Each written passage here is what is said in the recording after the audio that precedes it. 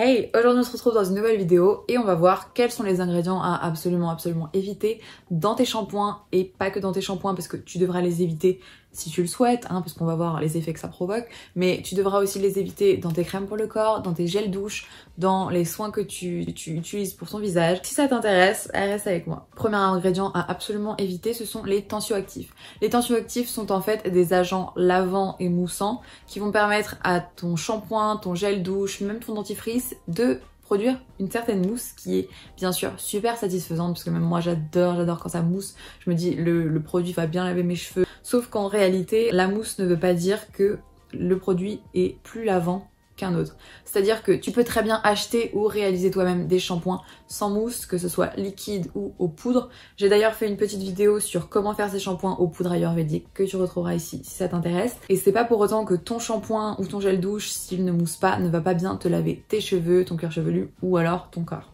Les tensioactifs sont des agents très irritants et très allergisants également. Et peut-être que tu remarques après chaque shampoing que ton cuir chevelu est extrêmement sec, qu'il te gratte, qu'il te semble irrité, brûlé.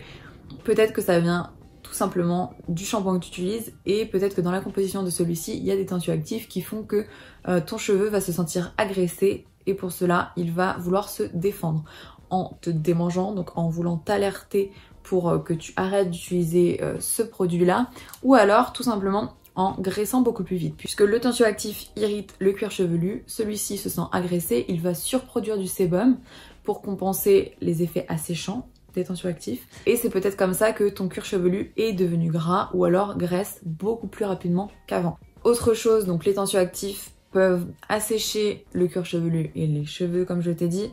De ce fait, ton cheveu peut avoir plus facilement tendance à casser, donc c'est un peu chiant. Ça m'est arrivé. C'est très relou et ça me met du temps à repousser totalement. C'est pour ça que je te conseille réellement d'arrêter d'utiliser des shampoings avec ce type de produit à l'intérieur. C'est tout sauf bon pour les cheveux. Je vais te mettre ici une petite liste de tensioactifs à vraiment bannir de tes shampoings puisque ce sont très irritants et très allergisants. Ici je vais te mettre également la liste des tensioactifs moyennement irritants mais tout de même très allergisants. Je t'invite à prendre des notes ou alors tout simplement à prendre en photo ces deux listes pour pouvoir toi-même faire ta petite enquête pour voir si tes shampoings et tes produits contiennent ou non ces ingrédients-là. Ensuite, je vais te mettre la liste ici et ici des tensioactifs peu irritants mais tout de même allergisants. Ceux-ci sont vraiment à privilégier si tu veux que ton shampoing mousse et ce sont les moins irritants. Donc ceux vers lesquels tu peux foncer sans problème. Ensuite, deuxième ingrédient, ce sont les silicones. Alors, les silicones et les ammonium quaternaire, donc les quats, j'ai déjà fait une vidéo à ce sujet que tu pourras retrouver juste ici en i.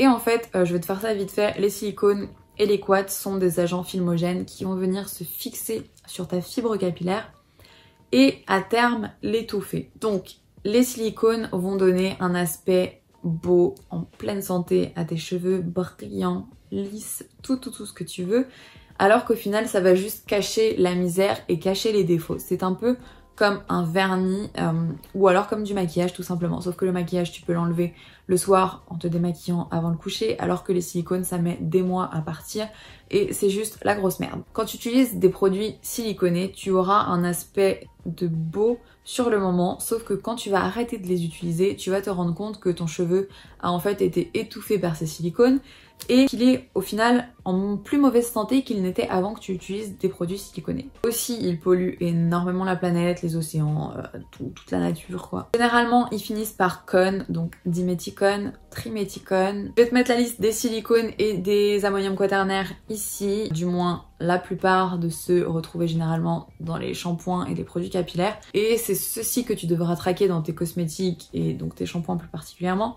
puisqu'ils sont juste mauvais et étouffent à terme ta fibre capillaire. Ensuite, troisième ingrédient à éviter absolument, ce sont les conservateurs. Donc par conservateur, je vais vous mettre la petite liste ici, mais c'est surtout les parabènes, le phénoxyéthanol, le méthiolysotanone, un truc dans le genre, donc je le noterai là. Ce sont des perturbateurs endocriniens qui vont donc perturber ton système hormonal, grandement d'ailleurs, et qui peuvent même causer l'infertilité, que ce soit chez la femme ou chez l'homme. Ils peuvent également être à l'origine de développement de cancer, donc vaut mieux l'éviter. Je trouve ça quand même dommage que les parabènes, le phénoxyéthanol, etc. soient toujours utilisés, puisqu'on sait qu'ils sont perturbateurs endocriniens et potentiellement cancérigènes. Normalement, les industriels devraient se dire, mais si c'est mauvais pour la santé des consommateurs, je vais arrêter de les utiliser, sauf qu'ils ne le font pas. C'est pas à eux du coup de prendre soin de nous, c'est à nous de faire attention à ce qu'on met sur notre peau et à ce qu'on achète. C'est pour ça que j'ai fait la vidéo aujourd'hui, puisque j'essaye au maximum d'éviter tous les ingrédients que je viens de vous lister juste avant, que ce soit pour ma santé et également pour la santé, enfin le bien-être de l'environnement. Voilà pour cette vidéo, j'espère qu'elle t'aura plu. Si c'est le cas, n'hésite pas à mettre un pouce vers le haut, à t'abonner également si tu ne l'es pas encore, et moi je te fais de gros bisous. À la prochaine, ciao.